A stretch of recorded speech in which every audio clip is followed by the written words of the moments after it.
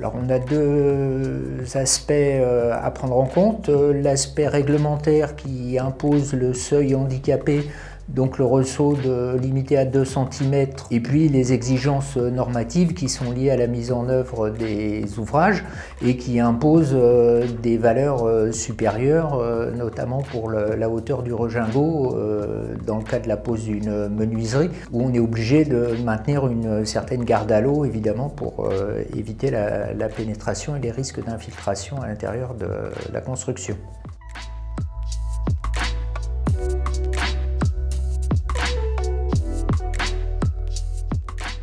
En général, ça se manifeste par des infiltrations essentiellement dans le volume intérieur, qui peuvent être liées au problème de calfeutrement de la menuiserie sur le regingot, qui est un élément souvent rapporté. Il peut y avoir un problème de fissuration du regingot par rapport aux gros œuvres du plancher, par exemple. Il peut y avoir des problèmes liés à la menuiserie elle-même, qui peut ne pas être correctement étanche, peut avoir des problèmes de pente extérieure qui sont mal orientés ou mal positionnés, qui ramènent l'eau vers la menuiserie alors qu'on voudrait l'en éloigner. Il peut y avoir des problèmes de vent rabattant, il peut y avoir différents problèmes liés à l'exposition de la façade. Il peut y avoir les problèmes de rupture thermique qui sont liés à des défauts de mise en œuvre ou d'exécution qui vont favoriser le passage de l'eau de l'extérieur vers l'intérieur. Ça peut être d'un niveau supérieur sur une terrasse ou sur un balcon vers l'appartement qui se trouve en dessous, puisque l'eau elle va migrer gravitairement, notamment favorisée par la fissuration du béton.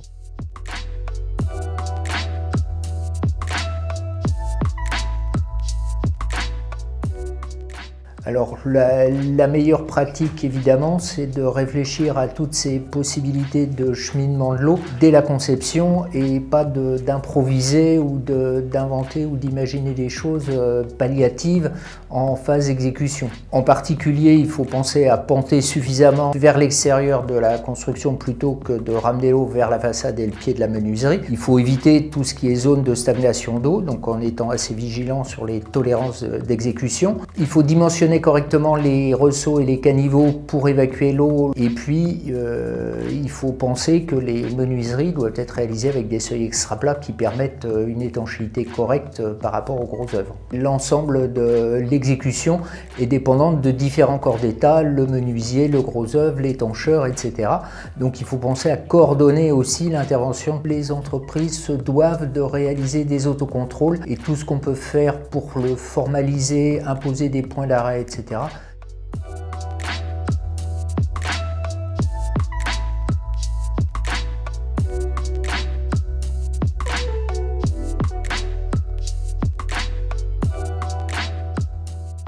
Donc dans les logements, depuis assez récemment, on a imposé une règle qui permet aux personnes dépendantes de pouvoir prendre des douches avec des bacs sans ressaut, ce qui nécessite une mise en œuvre soignée pour assurer l'étanchéité et éviter les problèmes d'infiltration.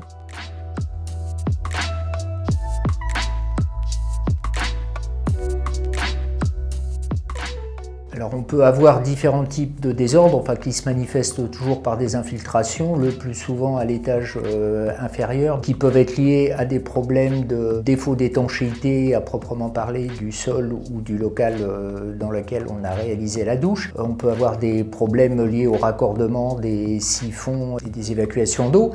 On peut avoir des problèmes de pente qui font que l'eau va migrer en dehors de la zone dans laquelle elle devrait être contenue. On peut avoir des problèmes de relevé périphérique qui vont constituer des défauts d'étanchéité et des passages privilégiés de l'eau qui ruisselle. Les douches en paroi peuvent favoriser évidemment la projection d'eau qui va aggraver les risques d'infiltration. Il faut également penser que les évacuations d'eau à travers les dalles peuvent mettre en cause la résistance au feu entre niveaux, et puis les problèmes de transmission de bruit, d'acoustique sont également à considérer au niveau de la mise au point de toutes les solutions.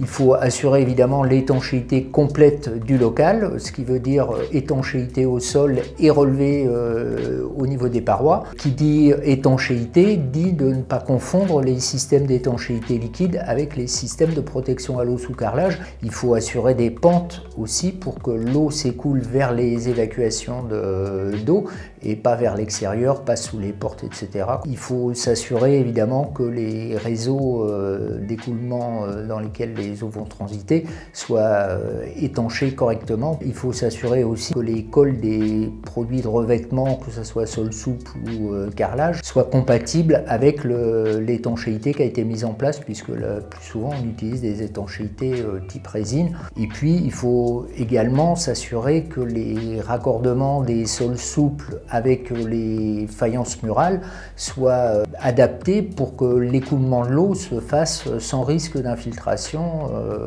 derrière l'un ou l'autre. Et puis la question des supports en bois, il y a un guide qui permet de présenter des solutions d'exécution qui satisfassent à la nécessité absolue d'étancher complètement ces espaces. Il faut bien évidemment assurer une coordination stricte et cohérente entre les différents intervenants, puisque on a affaire à un plombier, à un étancheur, à de grosses œuvres, à des cloisons, etc.